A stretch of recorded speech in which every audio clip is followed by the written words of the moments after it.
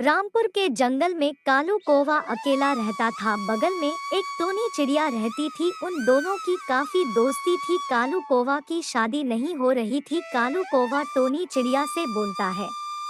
टुनी जी, तुम्हारे नजर में अगर कोई चिड़िया है तो मेरी शादी करवा दो। मैं शादी करना चाहता हूँ और मेरे घर में खाना बनाने वाला कोई नहीं है, घर की देखरेख करने वाला भी नहीं है। मैं घर में अकेला रहता हूँ। अगर मेरी शादी हो जाएगी तो घर की देखरेख करने के लिए कोई ना कोई आ जाएगा, जिससे मेरा भी आगे की जिंदगी चलने लगेगी।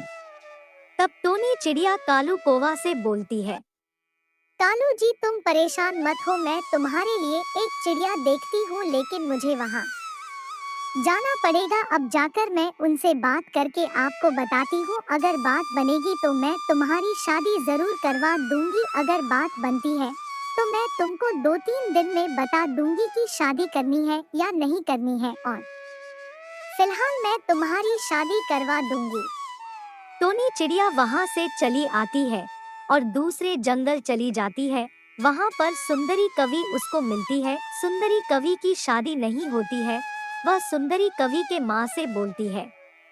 माँ जी, हम तुम्हारे सुंदरी कवि के लिए रिश्ता मांगने के लिए आई हूँ। हमारे पास एक अच्छा रिश्ता है। अगर तुम अपनी सुंदरी कवि की शादी करना चाहती हो तो बताओ, मैं उससे बात करके बता दूँ। बेटी, शादी तो मुझे करनी है सुंदरी की, लेकिन कोई अच्छा रिश्ता नहीं मिल रहा था। इस वजह से मैं सुंदरी की शादी अभी तक नहीं कर पाई हूँ। अगर तुम कह रही हो तो मैं आकर उसे कालू कौवा से मिलती हूँ और मैं उनसे बात करती हूँ। अगर मुझे ठीक लगेगा तो मैं सुंदरी कवि की और कालू कौवा की शादी करवा दूंगी। आराम से उसकी भी घर गृहस्थी चलना चालू हो जाएगी। ठीक है बहन जी, फिर मैं जा रही हूँ और कालू कौवा से मैं बोल दूँ जाकर कि तुम्हारी शादी की मैं बात कर चुकी हूँ। तुमको कुछ दिन के बाद में देखने के लिए आएंगे। अगर पसंद होगा तो शादी तुम्हारी कर दी जाएगी। टोनी चिड़िया वहाँ से चली आती है और कालू कौवा से बोलती है।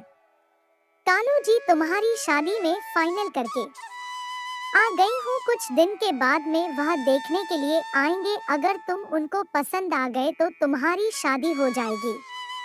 धीरे धीरे समय बीत जाता है। तब एक दिन टुनटुनी चिड़िया कालू कौवा के पास आती है। कालू कौवा को देखने के लिए टुनटुनी चिड़िया कालू कौवा को देखती है और कालू कौवा उसको पसंद आ जाता है। उसके बाद में टुनटुनी चिड़िया वहाँ से चली जाती है।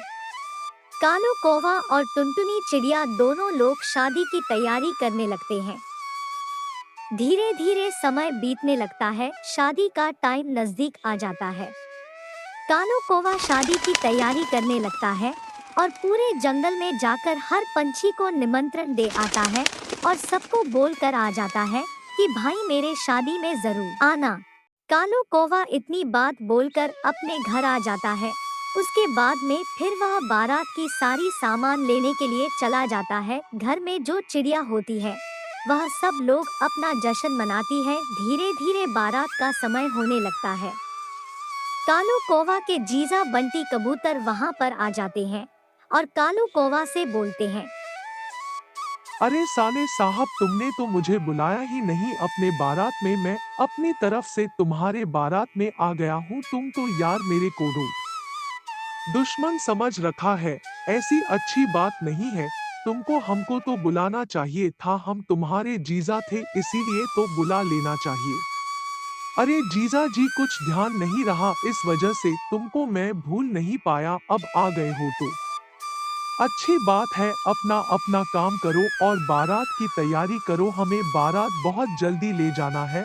और घोड़ी और यह सब रेडी वगैरह कहाँ है? मैं किस पर बारात लेकर जाऊंगा? अगर ऐसे चले गए तो बेइज्जती हो जाएगी। साले साहब, तुम परेशान मत हो, मैं तुम्हारे लिए सारा इंतजाम कर देता हूँ। तुम परेशान मत होना, तुम अपना काम करो, मैं अपना काम करता हूँ। धीरे धीरे समय बीत जाता है और बारात ससुराल पहुंच जाते हैं।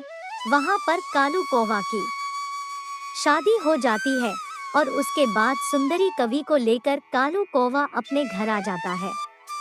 तब जंगल के सारे चिड़िया आती है। कालू कौवा की घरवाली को मुंह दिखाई करने के लिए एक एक चिड़िया जाकर उनकी सब मुंह दिखाई कर देती है और उसके बाद में कालू कौवा और सुंदरी कवि आराम से अपने घर में बहुत प्यार से रहने लगते हैं।